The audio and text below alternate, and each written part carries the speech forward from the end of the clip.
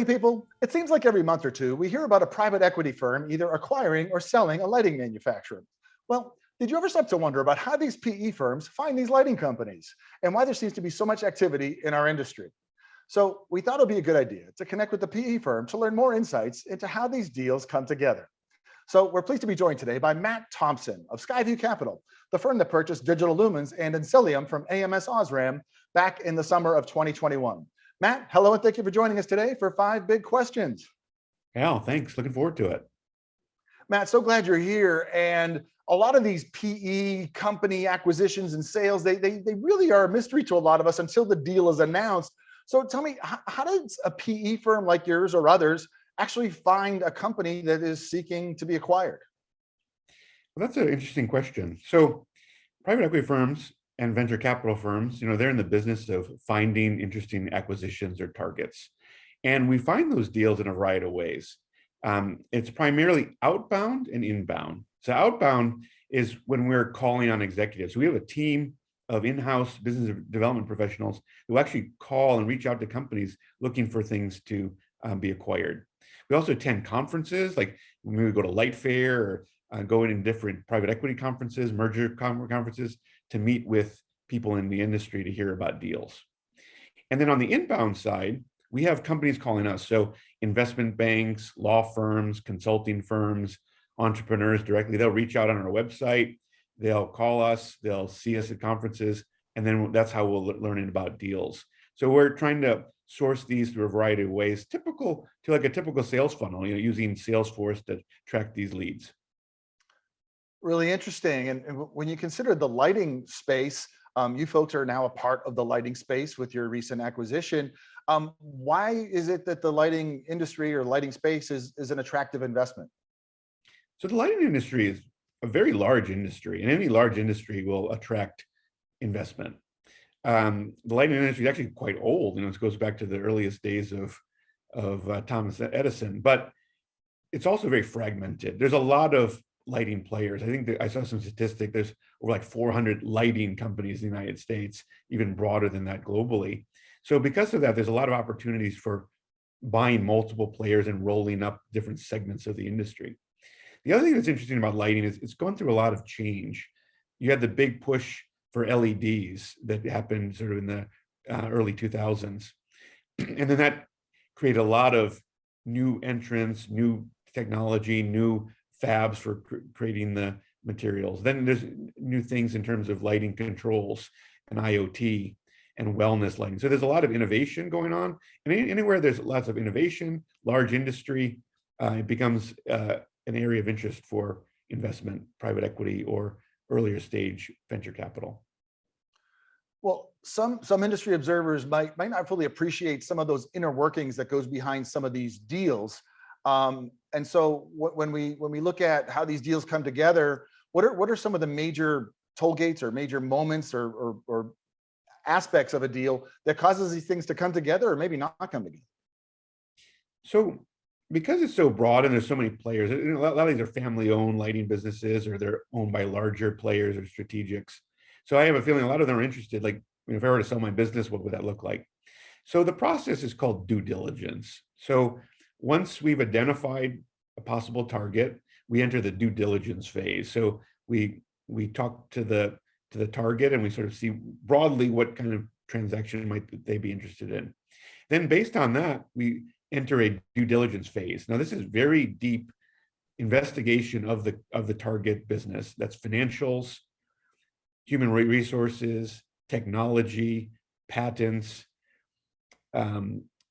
legal issues. So it's all of these things that go into a company. So we want to have an understanding of that business and understand the risks and opportunities.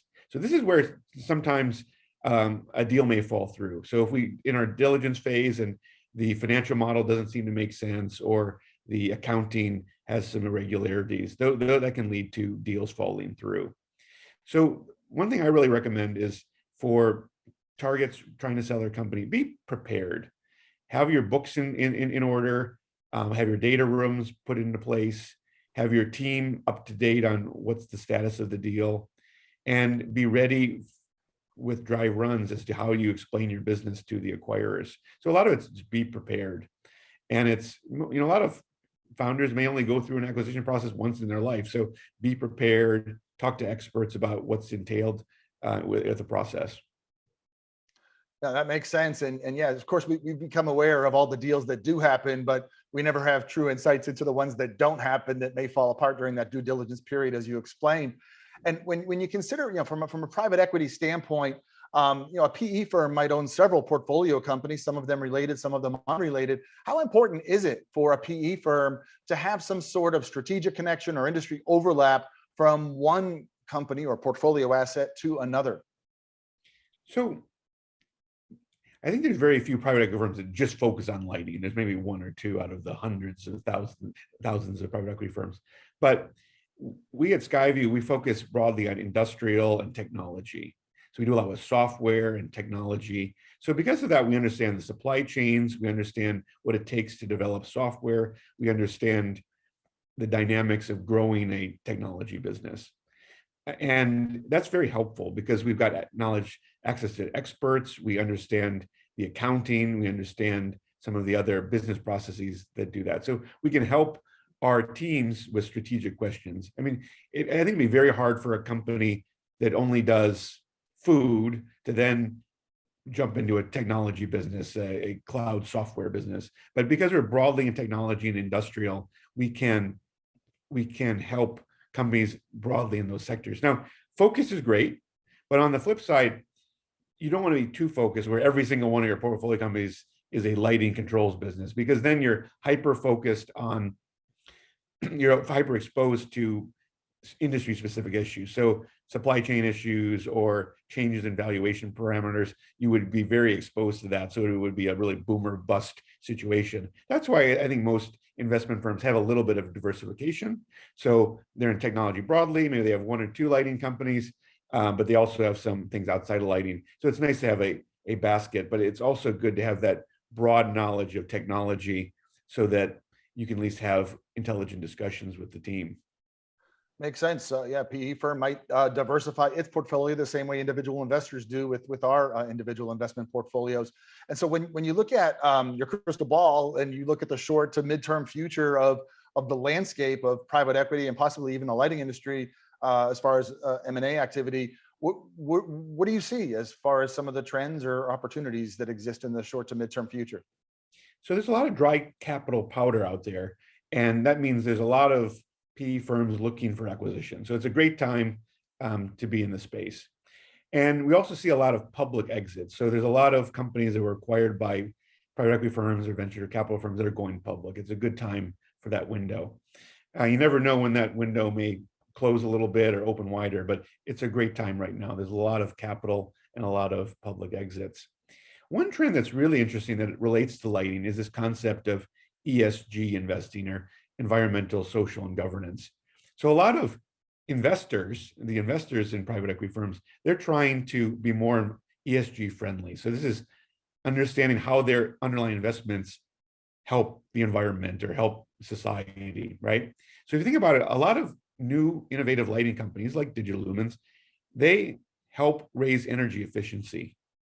And because of that, that's a very attractive sector for ESG investment. So if we can help our clients manage their electricity bills by managing their lighting timing and usage, that can be an ESG play because we can help our clients be more environmentally sustainable. So that's a trend that's really coming into the investment world, is ESG initiative. Well, go ahead. No, I'm sorry. I thought you wrapped up your idea, so I was about to that. Do you have anything else to add to that, though? I'm not trying to rush you out off that answer. And then just last thing, obviously lighting is experiencing some supply chain issues, like almost all industries today with some of the container problems. But over the near term, I think those will resolve. And I think we'll have a very strong industry that's serving the lighting wellness, IoT, connected building, prop tech, climate tech sectors. Yes, I think we're all relying on or counting on 2022 to be a year where we see slow, gradual, and possibly a big step forward by the end of the year in the supply chain issues. And really great to hear those insights on the ESG as far as a company announcing an acquisition might as well be something that's environmentally or socially responsible rather than a tobacco company or a chemical company that could come in with some announcement baggage with that stuff too. So hey, I really loved the peek behind the curtain here at how some of the PE firms tick and how some of these deals come together. So Matt, thank you, and thanks Skyview Capital for providing some of these insights for us today. So thank you for joining us today for 5 Big Questions. Thank you very much. Enjoyed it.